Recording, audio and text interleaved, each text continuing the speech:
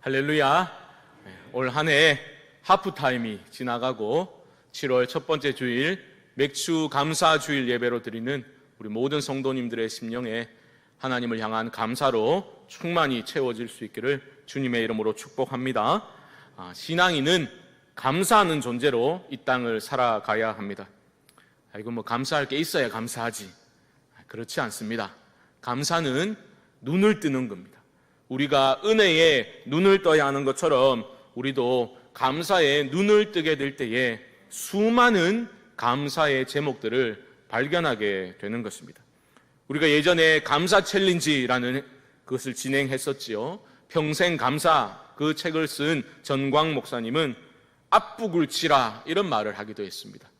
항상 뒷북 치는 분들이 있지요. 그런데 감사에 있어서만큼은 어떻게 하라고요? 앞북을 치라. 무슨 말입니까? 미리 감사하라. 미리 감사하라. 감사할 게 어디 있나? 이게 아니라 미리 감사하고 작은 일에 믿음으로 감사할 때에 하나님께서 우리에게 더 큰 감사의 제목을 부어주실 줄 믿습니다. 맥주 감사주일, 무슨 또 구약의 절기를 지키느냐? 절기 자체에 대한 거부감을 드러내시는 분들도 간혹 있습니다. 그렇게 예민하게 반응하실 필요는 없습니다. 뭐 범사에 감사하면 되지, 뭐 굳이 맥주 감사주일까지 지키는가? 그렇지 않아요. 감사는 훈련입니다.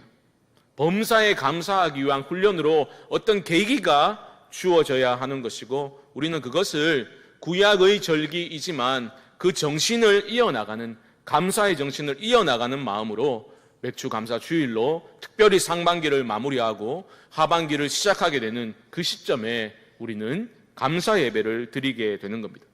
구약에서 출애굽기 23장을 보면 하나님께서 이스라엘 백성들에게 절기를 지킬 것을 명령하시는데 세 가지 포인트가 드러납니다. 첫 번째는 절기를 지키라라는 명령입니다. 명시적인 절기 준수는 지나갔습니다. 하지만 우리는 왜 이런 시간을 가집니까? 그 감사의 정신을 이어나가기 위함입니다. 하나님의 은혜를 기억하는 겁니다. 어려운 코로나 상황 중에서도 하나님이 우리를 여기까지 인도하셨다. 거기에 대해서 우리는 감사를 표현하는 것입니다. 두 번째는 보이라라고 말씀하셨습니다. 보이라라는 것은 너희의 그 신앙을 입을 열어 고백하고 표현함으로써 드러내라라는 의미입니다. 여러분, 이 예배의 시간에 그냥 입에 발린 립 서비스가 아니라 하나님이 지금까지 나를 지켜주셨습니다. 진심으로 하나님 정말 감사합니다. 표현해 보시기 바랍니다. 더 큰 감사와 큰 은혜가 여러분을 사로잡게 될 것입니다. 신앙을 그렇게 고백하는 겁니다. 감사를 표현하는 것입니다. 마지막 세 번째는 빈손으로 내 앞에 나오지 말라 말씀하십니다. 여러분, 정말 감사한 일이 있으면 빈손으로 나오지 않습니다. 생각해 보십시오. 만약에 여러분에게 목숨을 구해준 어떤 은인이 있다고 생각해 보십시오. 정말 어려울 때 나를 도와주었다. 그렇게 약속을 잡고 그렇게 만나게 되었어요. 일정을 잡게 되었습니다. 그런데 그 만나러 가면서 여러분 빈손으로 가시겠습니까? 그렇지 않죠. 감사한 마음으로 그렇게 소중한 것을 드려서 표현하는 겁니다. 저는 헌금 설교를 별로 하지 않지요. 이번에 우리가 교회 리모델링 할 때도 그렇게 함께 기도하자고 부탁만 드렸습니다. 감동되시는 대로 은혜에 감사하는 마음으로 기꺼이 드리시면 됩니다. 말씀을 드렸고, 우리 성도님들은 놀랍게도 참으로 감사하게도 그렇게 하나님을 기뻐하면서 헌신해 주셨습니다. 너무나 감사한 일이죠. 절기도 마찬가지입니다. 주보 명단에 이름이 올라가니까 또 마지못해 인색함으로 드리는 것은 아무 소용이 없습니다. 정말 감사하는 마음으로 인색함으로나 억지로 하지 마시고 기쁨으로 소중한 것을 정성껏 드릴 때에 하나님의 은혜가 임하게 되는 것입니다. 오늘 본문은 우리에게 매우 익숙한 시편의 말씀이지요. 우리 교동문 44번으로도 읽는 그러한 말씀입니다. 이 시편 100편으로 이제 가스펠송을 만들어서 제가 중고등부 때 열심히 불렀던 신나는 찬양이 있었습니다. 아시는 분들도 많이 계시겠지만 뭐 감사함으로 그 문에 들어가며 이런 찬양이 있거든요.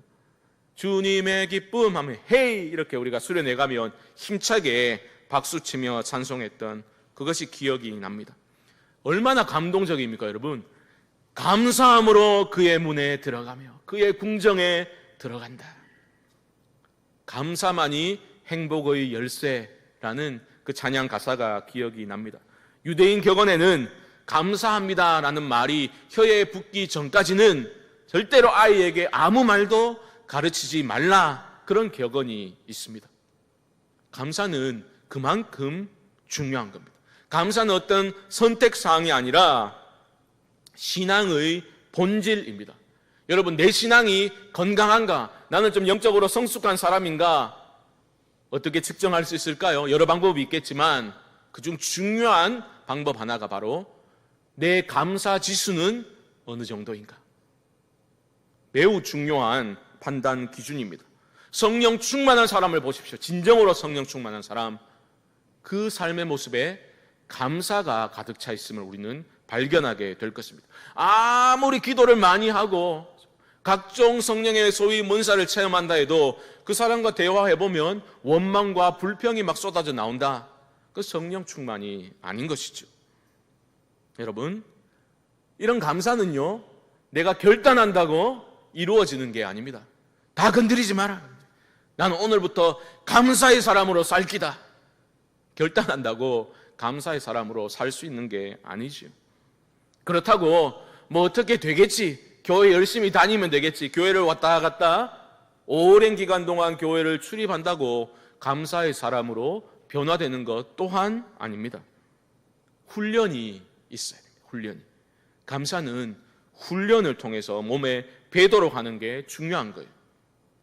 좋은 신앙은 좋은 습관에서 나오는 겁니다. 우리는 습관이라는 말에 부정적인 뉘앙스를 자꾸 떠올리잖아요. 뭐 영혼 없이 마음을 다하지 않고 습관적으로만 한다, 이런 부정적인 뉘앙스를 먼저 떠올리기 쉽지만 사실은 그렇지 않습니다.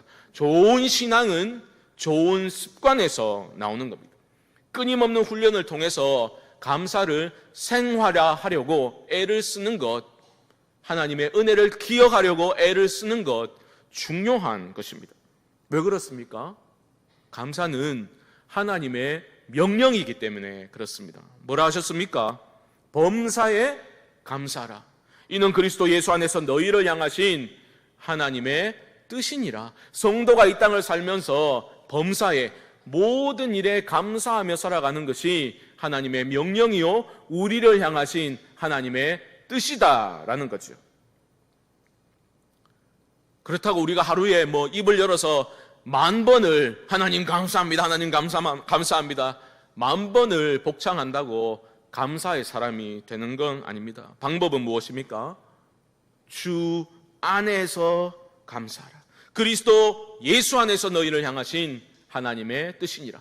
감사는 어떻게 열리게 되는가? 우리가 주님 안에 거하는 때, 내가 주님 안에 거하면서 주님과의 사귐이 일어나고 주님을 내가 알고 주님이 날 위해서 어떤 일을 행하셨고 지금 나와 어떻게 동행해 주시는지를 알 때에 내가 온전히 주님 안에 거하고 있음을 확신할 때에 감사가 열리게 되는 겁니다. 그런 뜻에서 좋은 신앙인은 잘 생각하고 기억하는 사람이겠지요.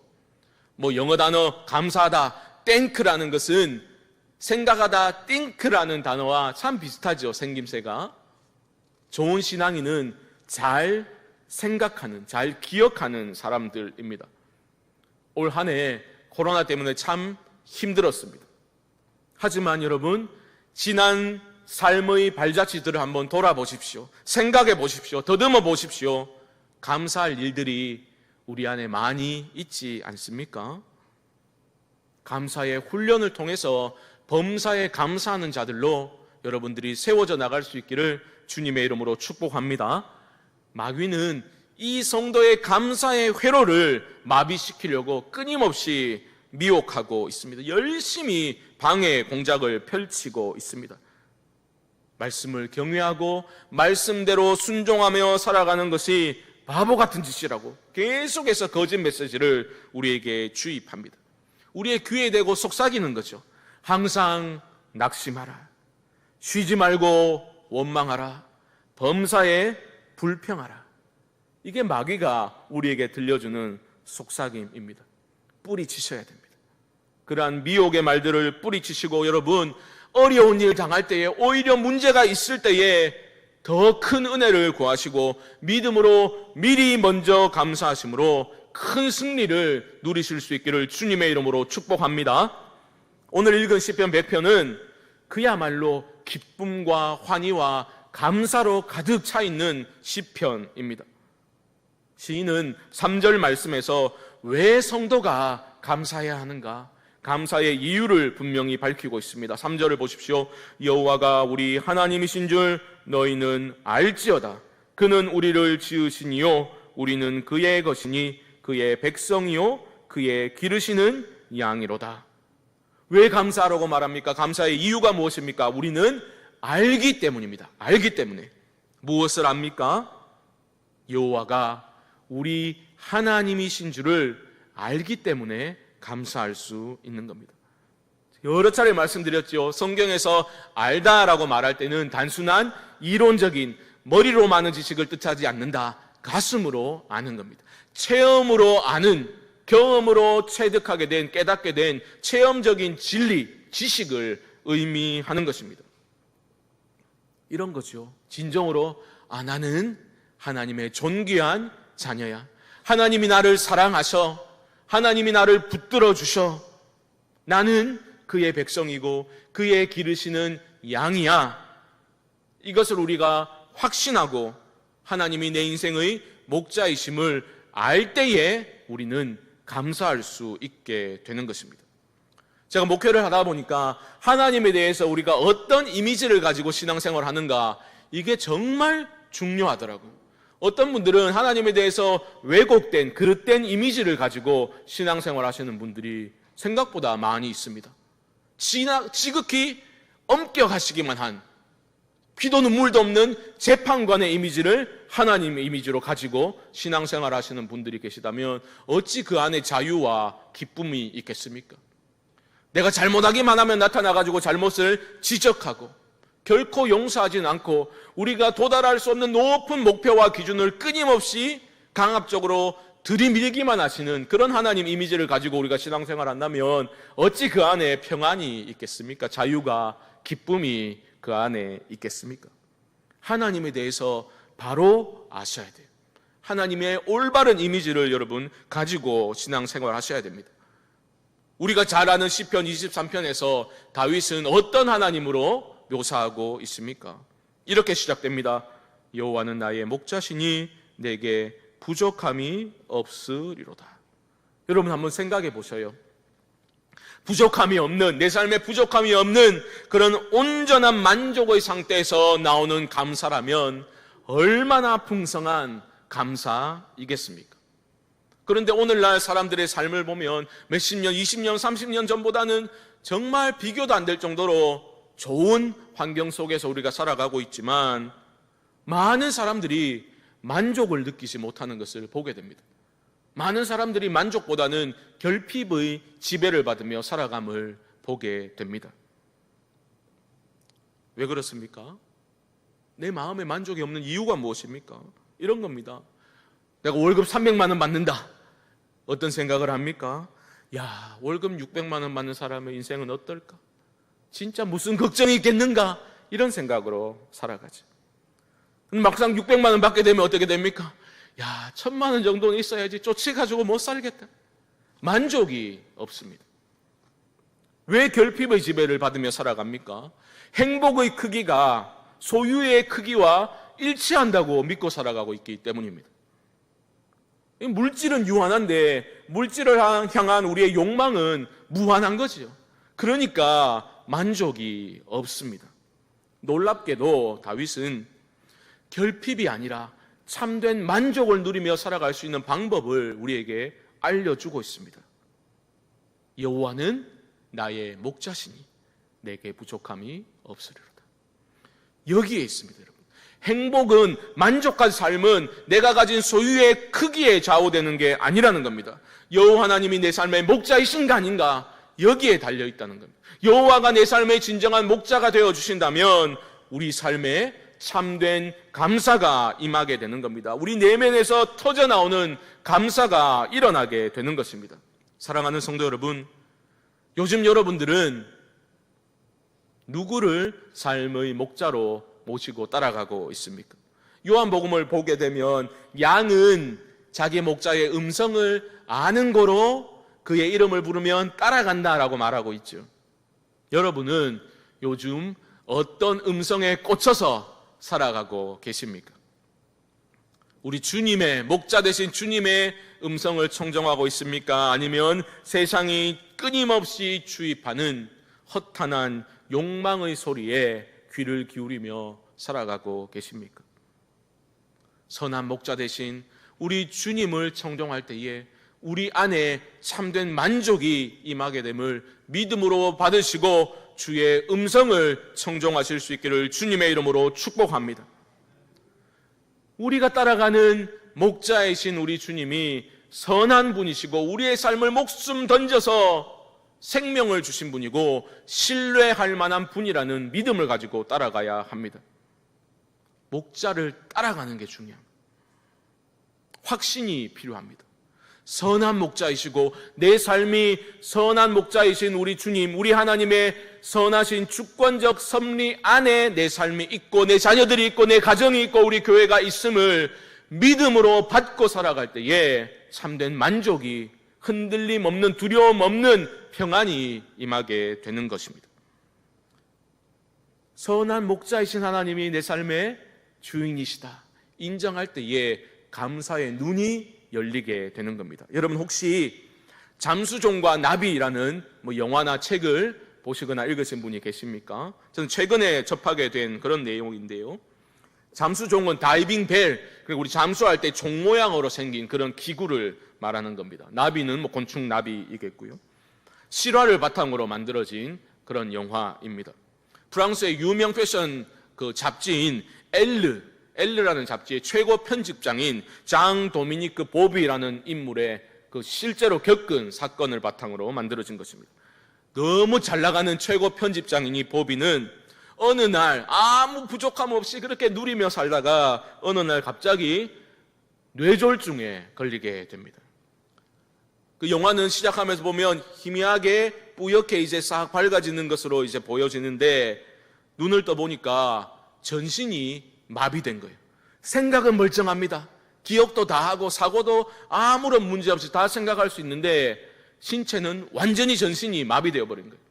움직일 수 있는 게 단 하나 있었는데 뭔지 아십니까? 왼쪽 눈꺼풀이에요. 왼쪽 눈꺼풀. 눈꺼풀만 끔뻑끔뻑 할 수 있는 거죠. 말 그대로 절망적인 상태입니다. 그 잘 나가던 사람이 깨어보니 꼼짝도 할 수 없고 움직일 수 있는 게 눈꺼풀, 왼쪽 눈꺼풀 뿐이었던 겁니다. 그런데 놀랍게도 그 언어치료사 간호사의 도움을 받아서 이 보비가 세상과 소통을 시도하게 됩니다. 이렇게 방법은 이렇습니다. 그 사람이 간호사가 알파벳을 읽어 나가는 거예요. 그러면 자기가 원하는 철자에 도달하면 왼쪽 눈을 끔뻑하는 거예요. 그러면 하나 짚어주고 시작하는 겁니다. 그렇게 해서 15개월 동안 20만 번에 걸친 눈껌뻑임을 통해서 어찌 보면 이 세상에서 가장 어렵게 쓰여진 책인 잠수종과 나비라는 책이 나오게 된 거예요. 130여 페이지가 되는 그 책이 나오게 된 겁니다. 자기 신체는 진짜 잠수종처럼 완전히 갇혀버린 그런 상태에 있지만 그 영혼은 나비처럼 자유롭고 싶은 그러한 모습이겠죠. 자, 그 책을 접하면서 그런 책을 접하면 우리가 그런 도전이 되잖아요. 좀 숙연해지잖아요. 와, 왼쪽 눈꺼풀 하나 껌뻑이는데 그 껌뻑임을 통해서 이런 기적과 같은 일이 있는데 이 사지가 멀쩡한 내가 이래 살아가 되겠는가? 이런 생각이 들 때가 있지 않습니까? 그런 책의 내용을 접하고 제가 좀 그렇게 좀 감동을 느끼고 있을 때 즈음에서 우리 성도님들 중에 한 분이 좀 갑작스러운 병환으로 힘들어지셨어요. 갑자기 이제 어지럼증이 이제 생겨가지고 말하기도 힘들 정도로 처음에는 그 교회도 못 나오시고 앉아 있어도 어지럽고 막 계속 어지러운 거예요. 뭐 속이 메스껍고 가니까 제대로 드시지도 못하고. 그래서 제가 안부차 이제 전화를 드리고 괜찮으신가 하고 기도하겠다 하고 그 전화 통화를 하는데 그분이 그런 말씀 하시는 거예요.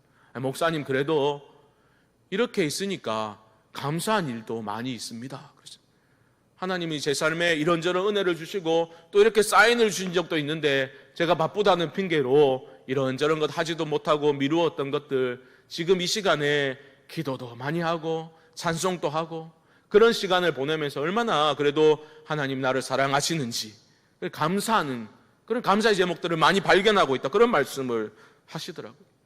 제가 얼마나 그 말씀에 감동을 받았는지 모릅니다. 한날은 가만히 있으면 안정을 취한다고 낫는 게 아니라고 해서 그 재활하기 위해서 막 비틀대면서 그분이 하루에 막 4시간씩 그렇게 걷기 훈련을 억지로 하는데, 한날은 그 다이소에 한번 들어가 봤대요. 들어가 봤는데 진열장이 이렇게 쫙 있지 않습니까? 근데 이분이 진입을 못 하겠더래요. 혹시라도 어지러워가지고 물건을 다 엎어버릴까봐 겁이 나가지고 그냥 돌아왔었다, 이런 얘기를 하시면서 하시는 말씀이, 그냥 쩔레쩔레 가가지고 물건 골라가지고 사들고 돌아오는 그러한 일상, 너무나 당연하게 생각했던 그 일이 정말 얼마나 감사한 일이었는지 모르겠다, 그런 말씀을 하시는데 저도 눈물이 나더라고요. 사랑하는 성도 여러분, 성도가 어떤 존재입니까? 성도, 영성 깊은 사람, 믿음 좋은 사람, 어떤 사람입니까? 어떠한 것도 당연한 것으로 여기지 않는 사람 아니겠습니까? 하나님의 은혜로 여기에 있다는 것 당연하게 여기지 않는 사람 아니겠습니까? 여러분, 성도는 어떤 것도 당연한 것으로 여기면 안 되는 겁니다. 우리가 여기에 없지 않고 이 자리에 있다는 것, 여러분 감사의 제목으로 삼으실 수 있기를 바랍니다. 우리는 이런 감사를 어떻게 표현하며 살아갈 수 있겠습니까? 오늘 시편을 보면 시인은 두 가지 방법을, 감사는 표현해야 되거든요. 어떻게 표현해야 되는지를 두 가지를 통해서 말합니다. 첫 번째는 1절에서 즐거운 찬송을 부르며 감사하라. 즐거운 찬송으로 감사를 표현하라. 우리는 찬송에 익숙해져 가지고 립싱크에 익숙한 사람들이지요. 하지만 즐거운 찬송이에요. 즐거운 찬송. 여기서 즐거운으로 번역된 단어의 원의미는 너무 좋아가지고 너무 기뻐가지고 막 소리를 지를 정도로 기뻐하는 그런 상태를 말하는 거예요. 여러분 삶 속에서 그런 기쁨의 순간이 있었죠.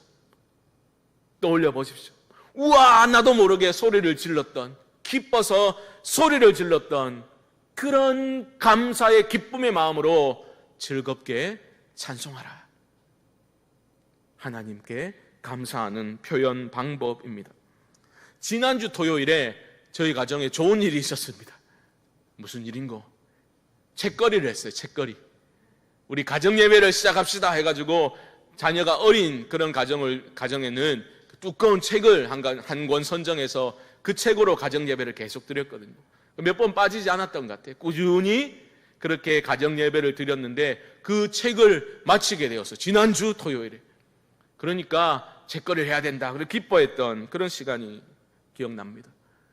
그 예배 시간 짧은 시간이었지만 아이들과 함께 찬송하고 말씀을 읽고 기도하고 축복해주는 그 시간이 오랜 시간 동안 이어져 왔는데, 이제 마감이 되는 그 시점이 되니까 감동이 막 밀려오는 것을 느꼈습니다. 여러분, 좋은 일이 있을 때 오늘 좋은 날이니까 나가서 외식 한번 하자, 외식하고 수고했다, 즐겁다 이렇게 끝내지 마시고 좋은 일이 있을 때 즐거운 찬송을 함께 부르시기 바랍니다. 하나님께 감사를 표현하시기 바랍니다. 놀라운 은혜가 임하게 될 것입니다. 두 번째로 시인은 즐거운 찬송을 부를 뿐만 아니라 한 단계 더 나아가서 섬김으로 감사를 표현하라 말하고 있습니다. 2절을 보십시오. 기쁨으로 여호와를 섬기며 노래하면서 그의 앞에 나아갈지어다. 여러분, 우리가 은혜를 받게 되면, 은혜에 눈을 뜨게 되면 필연적으로 따라오는 것이 바로 섬김, 헌신입니다. 가만히 있을 수가 없거든요. 내가 은혜를 받았어요. 어찌 가만히 있을 수가 있습니까? 하나님, 내가 무엇이 간데 나 같은 사람에게 이런 은혜를 주십니까? 하나님을 섬기게 되는 것입니다. 마지못해서 섬기는 신용만 하는 게 아니라 기쁨으로 여호와를 섬기며 하나님께 나아가게 되는 겁니다. 이런 말 하는 분들이 간혹 계셔요. 예수 믿기는 하는데 섬기는 거는 좀 생각해 봐야 되겠습니다. 이 문제가 있는 반응입니다. 왜냐하면 예수 믿는 것과 예수를 섬겨 따르는 것은 분리하기가 불가능한 일이기 때문입니다. 마치 이런 겁니다. 목사님, 나는 예수님을 나의 영혼을 구원할 구원자로는 믿는데 내 삶의 주인님으로 모시는 것은 아직까지 고려 중입니다. 말이 안 되는 거죠. 어찌 예수 믿는 것과 예수를 따르는 것이 분리될 수가 있겠습니까? 강요가 아닙니다, 여러분. 우리가 그 은혜를 알면 은혜에 눈 뜨고 감사에 눈을 뜨게 되면 진정한 감사 찬송이 터져 나올 수밖에 없는 것이고, 그 찬송은 입술의 고백으로 그치는 것이 아니라 내 삶을 드림으로써 그런 섬김과 헌신을 통해서 내 삶의 노래로 드러날 수밖에 없는 것이죠.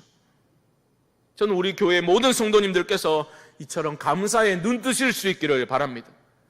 남 눈치 보고 비교하고 그렇게 강요받아 사는 신앙생활 아니라 은혜를 받았으면 그 은혜에 그저 감사해서, 내가 좀 서툴면 어떻습니까?